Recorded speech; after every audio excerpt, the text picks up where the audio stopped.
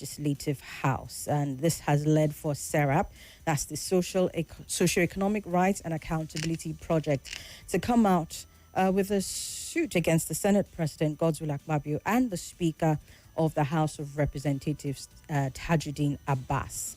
And they sued them at the Federal High Court sitting in Abuja over failure to probe the allegations that lawmakers pay up to 3 million naira to sponsor or present bills, motions, and petitions at the National Assembly. Now, how did this come about, you would ask? Apparently, the I'll call him the unwilling whistleblower, is the one that gave rise to this. We're speaking about Ayuo, that's his name, a member of the House of Representatives, who SERAP is now coming out to say that the National Assembly must protect while probing these allegations. They're saying Ayuo is a whistleblower who's protected under Article 33 of the UN Convention Against Corruption, to which Nigeria is a state party. And he became this whistleblower, albeit unknowingly, because of his public interest disclosures on the alleged 3 million naira bribe for bills at the National Assembly.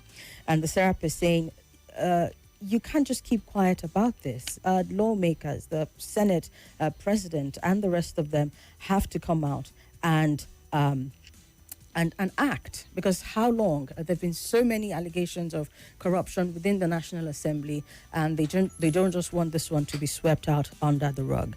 Speaking about the House of Representatives member, he represents Jigawa, Ibrahim Ayu.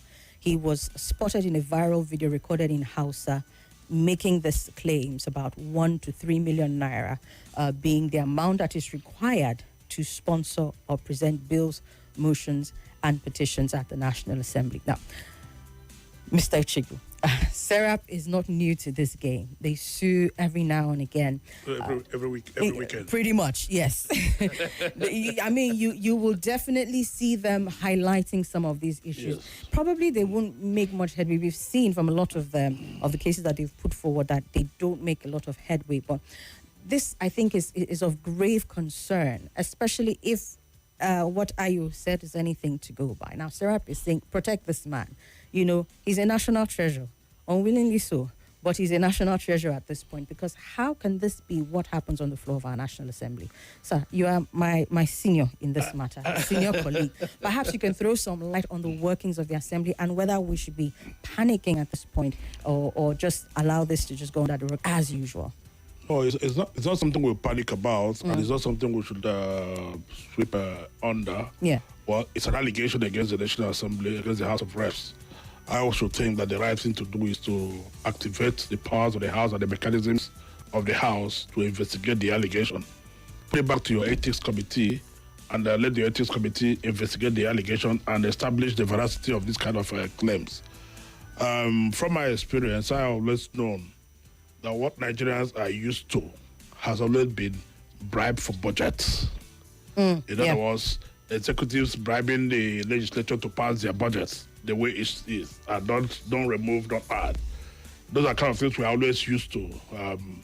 The last time it was Boningi or Dube that raised the allegation of such occurrences in the national budget.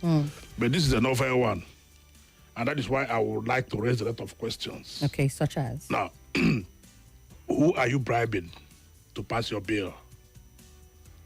Who exactly? Because the bill has a procedure it goes through.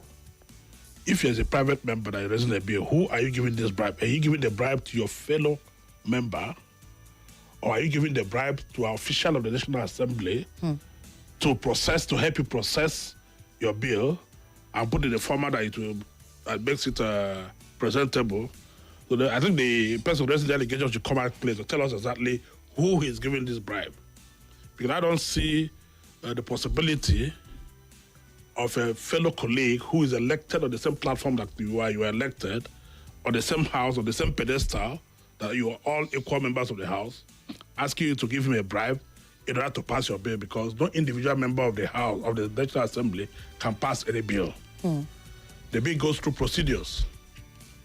If you present your bill, first reading, from there it goes to the committee level. The committee assesses your bills, hold public hearings on the bills. Public hearings are just to generate inputs for the public and stakeholders or people who feel that the outcome of this bill may affect them in one way or other, make their inputs, either to strengthen it or to reject it. If it goes through all these processes, at the end of the day, it comes back to the plenary for adoption. If the plenary adopts it, the plenary is the entire house adopting it. So I don't say, at what point are you giving this bribe?